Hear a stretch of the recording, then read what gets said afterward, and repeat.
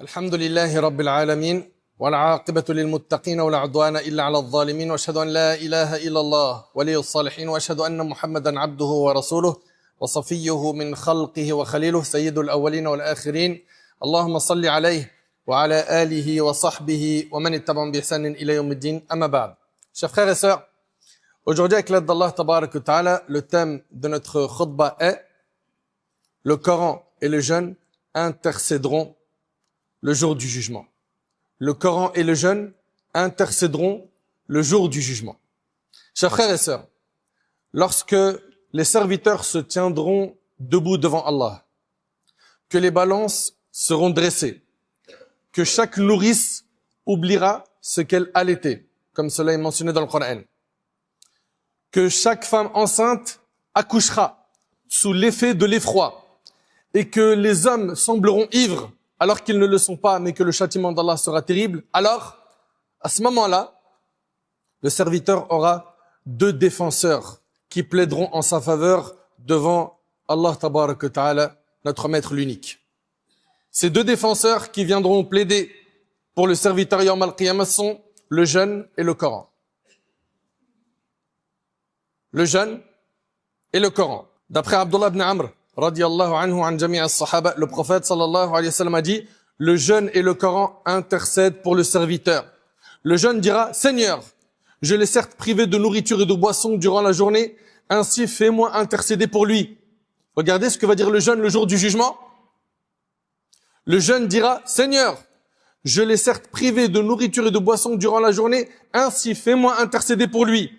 Et le Coran dira, Seigneur, je l'ai privé de sommeil durant la nuit. Pourquoi? Parce que la nuit, il était occupé à lire le Coran, en prière et en dehors de la prière. Le Coran dira, Seigneur, je l'ai privé de sommeil durant la nuit. Ainsi, fais-moi intercéder pour lui. Alors, ils intercéderont. Et le hadith est rapporté par l'imam Ahmad.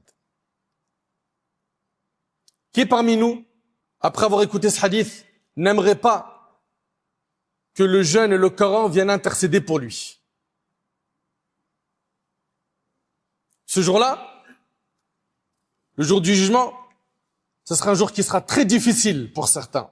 Allah Tabarak wa Ta'ala nous parle de la situation des gens le jour du jugement. Ça sera la panique chez énormément de monde.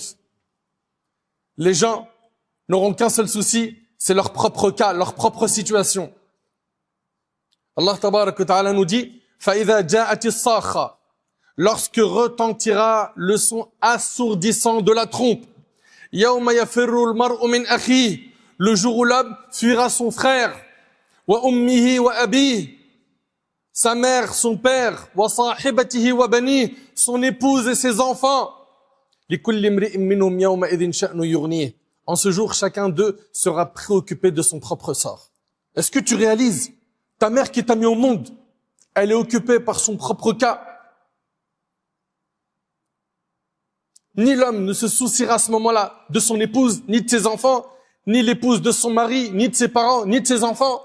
Chacun a un seul souci. C'est où est-ce que je vais atterrir après ce jugement? Au paradis ou en enfer? Allah Tabarak wa Ta'ala nous dit, يوم تكون السماء كالمهل وتكون الجبال كالعهن ولا يسأل حميم حميما يبصرونهم يود المجرم لو يفتدي من عذاب يومئذ ببنيه وصاحبته وأخيه وفصيلته التي تؤويه ومن في الأرض جميعا ثم ينجيه كلا إنها لظى نزاعة للشوى تدعو من أدبر وتولى وجمع فأوعى.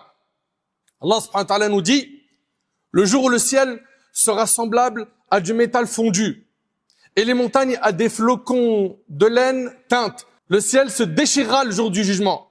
Les montagnes que l'on voit vont être réduites en poussière, comme nous le dit Allah. Allah nous dit par la suite, où aucun parent ne s'enquérera plus de son proche, bien qu'il se voie.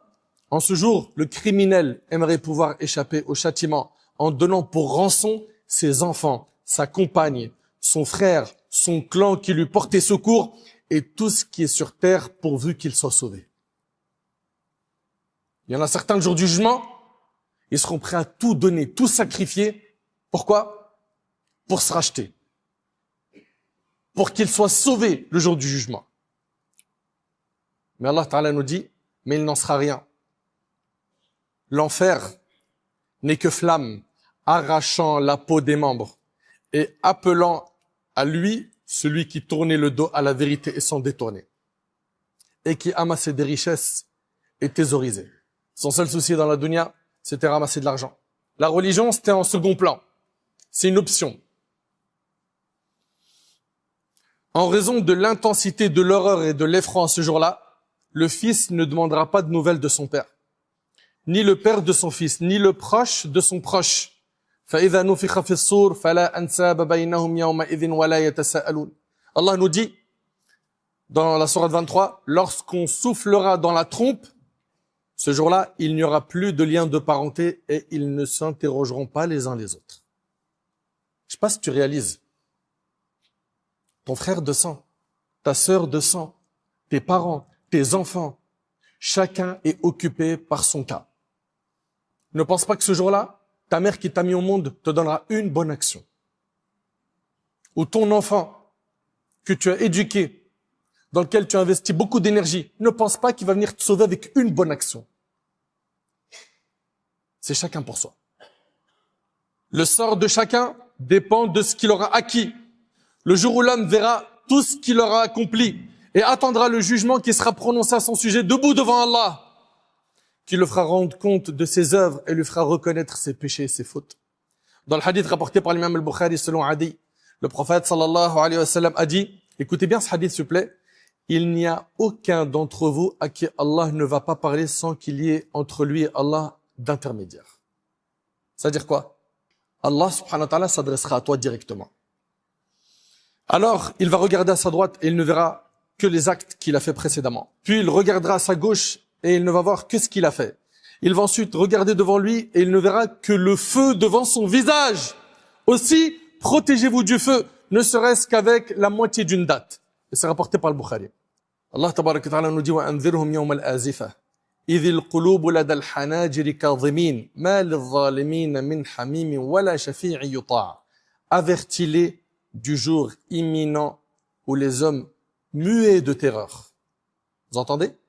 Où les hommes muets de terreur verront leur cœur remonter jusqu'à leur gorge. C'est une situation de panique qui est à son summum. Muets de terreur verront leur cœur remonter jusqu'à leur gorge. Les infidèles ne trouveront ni amis dévoués, ni intercesseurs qui puissent être entendus. Et à ce moment-là, pendant ce moment de panique, où chacun est occupé par son propre cas, il y aura deux intercesseurs.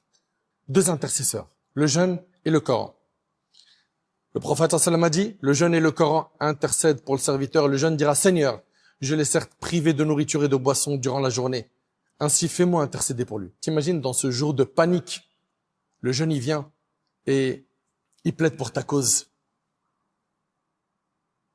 Mais t'aimerais pas que ce soit ton cas?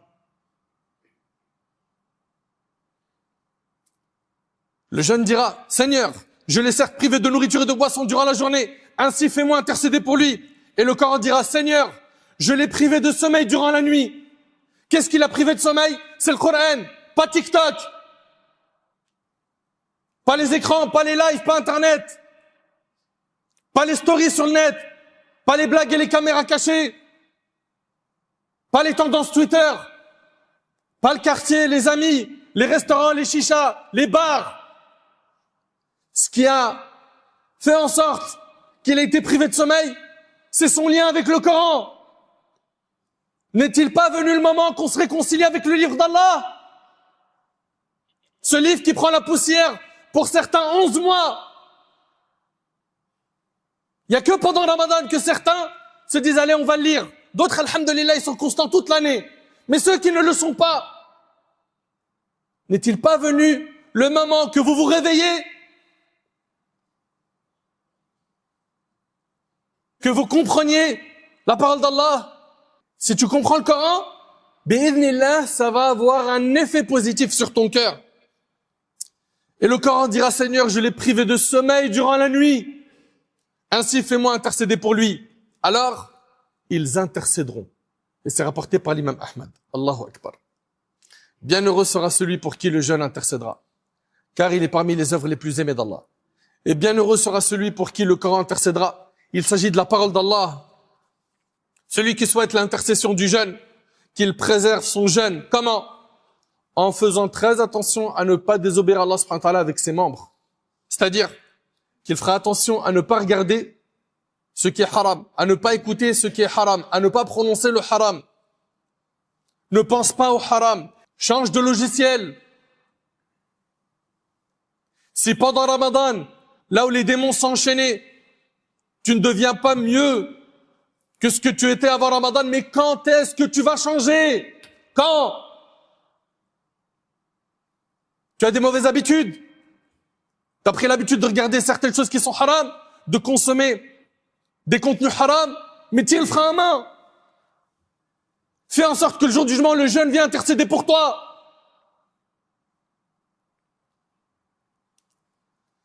Celui qui souhaite l'intercession du jeûne, qu'il préserve sa langue, qu'il baisse son regard, qu'il retienne ses mains, ses pieds de tout mal, de tout ce qui est blâmable. Jabir radiallahu anhu, ce noble compagnon, a dit, lorsque tu jeûnes, que ton ouïe, ta vue et ta langue jeûnent également du mensonge et des interdits. Délaisse toute nuisance envers ton voisin. Délaisse toute nuisance envers ton voisin. Que la dignité et la sérénité t'accompagnent. Et ne fais pas, regardez ce que dit Jabir, et ne fais pas que ton jour de jeûne soit semblable à ton jour de rupture. Ne fais pas que ton jour de jeûne soit semblable au jour de ta rupture. Ça doit pas être la même chose, les frères. Mes sœurs, ça doit pas être la même chose. Celui qui souhaite l'intercession du jeûne doit retenir son âme des passions qu'Allah tabaraka wa ta'ala a interdites à ses serviteurs en permanence. Délaisse ton désir par obéissance à Allah afin d'obtenir l'intercession du jeûne. Sache que toute passion ou tout plaisir satisfait dans le haram disparaîtra, mais son péché restera comptabilisé dans ton compte. Chers croyants, chères croyantes, le Ramadan est le mois du Coran. C'est pendant ce mois que le Coran a été révélé. C'est dans le mois de Ramadan que Jibril venait au prophète sallam pour étudier avec lui le Coran. C'est dans ce mois que les gens se tournent vers le Coran. C'est dans ce mois qu'il est achevé dans la prière de Tarawih. C'est dans ce mois que se tiennent les assemblées et les cercles consacrés au Coran. Allah tabarak wa ta'ala nous dit « Shahru Ramadan alladhi unzila fihi al-Qur'an, hudan lin-nasi wa bayinatin min al-huda wal-furqan » Le mois du Ramadan au cours duquel le Coran a été révélé. Le mois du Ramadan au cours duquel le Coran a été révélé comme guide pour les gens. Ce livre, c'est un guide et qui comporte des versets clairs permettant de discerner la guidée et de distinguer le vrai du faux. Le Ramadan est le mois du Coran et le Coran intercédera en faveur de son compagnon au jour de la résurrection. Il intercédera pour celui qui veillait la nuit avec lui, que ce soit en prière ou dans une lecture en dehors de la prière. Consacre du temps au livre d'Allah. Et on va entendre quoi? Je sais pas le lire en arabe. Lis-le en français, cherche à le méditer, cherche à le comprendre et apprends l'arabe vite. Et ceux qui savent lire en arabe, mais qui lisent avec hésitation, vous êtes doublement récompensés. Vous êtes doublement récompensés, comme a dit le prophète. Et ceux qui lisent vite, surtout le plus important, c'est que ce soit pas une course sans tadabbur, où on lit sans que ça impacte le cœur. Sans que cela n'impacte ton cœur. Donc, donne-lui beaucoup de temps. Donne-lui beaucoup de temps. Et je sais que l'âme, elle préfère la paresse. Elle préfère dormir. Elle préfère manger, discuter, rigoler et ne pas rester dans une adoration un long moment. Alors que nos pieux prédécesseurs étaient impressionnants dans leur relation avec Allah. Sufyan al-Thawri, une de ses prosternations, elle a duré le temps du Maghreb au Isha. L'imam Ahmad, rahimahullah, il priait chaque jour 300 rak'at pour Allah. Chaque jour. Nous, quand on tient une demi-heure avec l'imam dans Tarawih ou une heure, certains, ils craquent. Ils vont même chercher la mosquée où l'imam, il récite le mois. Et je vous passe les histoires où l'imam al-Bukhari clôturait le Coran pendant Ramadan tous les jours une fois, ou l'imam al-Shafi'i 2 fois par jour. Toi, fais ce que tu peux. D'accord? Tu travailles, tu as des occupations, ou tu es à l'école, ça se comprend. Remplis ton temps libre par l'adoration d'Allah. En faisant cet effort, qui n'est pas facile pour l'âme, tu ressortiras de Ramadan plus pieux. Le Coran intercédera en faveur de son compagnon au jour de la résurrection. Il intercédera pour celui qui veillait la nuit avec lui, en disant « Seigneur, je l'ai privé de sommeil durant la nuit, alors accorde-moi d'intercéder pour lui. » Subhanallah. Mais la question qu'il faut se poser, c'est qu'est-ce qui nous a privés de sommeil la nuit? Nos amis? Les écrans? Manger? Discuter? Blaguer? Médire? Regarder du haram? Écouter du haram? Qu'est-ce qui nous a privés de sommeil la nuit? Pose-toi la question. Est-ce que c'était le Coran? Est-ce que c'était les prières nocturnes? La méditation du livre d'Allah? Ad-du'a? Allah tabaraka wa ta'ala, en décrivant les serviteurs du tout miséricordieux, il dit Azza wa Jal, وَالَّذِينَ يَبِيتُونَ لِرَبِّهِمْ سُجَّدًا وَقِيَامًا. Ceux qui passent la nuit prosternés et debout en prière devant leur Seigneur. Tu vas me dire, mais moi je peux pas prier toute la nuit. C'est trop compliqué. Ben au moins, at-tarawih. Tu commences avec l'imam, tu finis avec lui. D'après Jubayr ibn Nufayr, Abu Dharr radiyallahu anhu a dit, le prophète sallallahu alayhi wa sallam a dit, écoute bien ce hadith, celui qui prie avec l'imam jusqu'à ce qu'il termine, il lui est écrit la nuit de prière complète. Allahu Akbar. Tu pries avec l'imam du début à la fin, tu as la récompense d'avoir prié toute la nuit. Accroche-toi à ça. Si tu arrives à faire plus, fais. Abu Umama radiyallahu anhu relate, j'ai entendu le messager d'Allah sallallahu alayhi wa sallam dire, lisez le Coran, car il viendra certes le jour du jugement intercéder au profit de ses compagnons. Et c'est rapporté par Muslim. Bienheureux sera celui qui persévérera dans la lecture du Coran, dans les bonnes actions. Celui qui veut rivaliser dans le bien, voici le véritable champ de compétition. C'est pas celui qui va faire le plus de buzz sur Internet, qui va attirer le plus l'attention sur sa personne, qui va faire le plus d'argent. S'il y a une compétition dans laquelle on doit tous rentrer pendant ce mois, c'est la compétition dans quoi? Dans les adorations, dans les prières, dans la lecture du Coran, sa compréhension, sa mise en pratique, dans l'invocation, dans le dhikr d'Allah, l'évocation, l'accomplissement des bonnes œuvres et des actes d'obéissance. Allah Ta'ala nous dit وَفِي ذَلِكَ فَلْيَتَنَافَسِ الْمُتَنَافِسُونَ. C'est pour obtenir cette récompense et pour rien d'autre que les hommes doivent se concurrencer. Nous, notre concurrence, elle est pour le Jannah, mes frères. Mes sœurs, notre concurrence à nous, elle est pour le paradis. La concurrence qu'on voit là de gens qui veulent rouler avec le dernier Ferrari, etc., ça c'est une concurrence qu'on leur laisse. Elle ne nous intéresse pas. Nous, la concurrence qui nous intéresse, c'est celle qui donne les plus hauts degrés au paradis. Ce bas monde, il est éphémère. Et dans la tombe, il faut savoir que c'est là où tout commence. C'est la première station du jour du jugement, comme a dit le prophète sallallahu alayhi wa sallam. Certains, le jour du jugement, vont bénéficier de l'intercession du jeûne et du Coran. D'autres en seront privés. Et au final, tu ne récoltes que ce que tu sèmes. Enfin, profite du Ramadan, il vient de démarrer, et fais le nécessaire pour préserver ton jeûne, et fais le nécessaire pour te réconcilier avec le livre d'Allah sérieusement. Il faut que tu aies cette volonté, il faut que tu fasses des du'a pour te rapprocher du livre d'Allah, afin qu'il te change.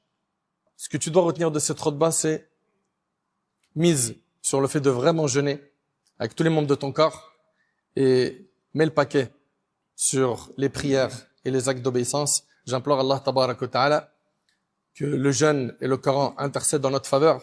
J'implore Allah subhanahu wa ta'ala de nous pardonner nos manquements. J'implore Allah subhanahu wa ta'ala de nous accorder la piété, la véracité dans les paroles et les actions.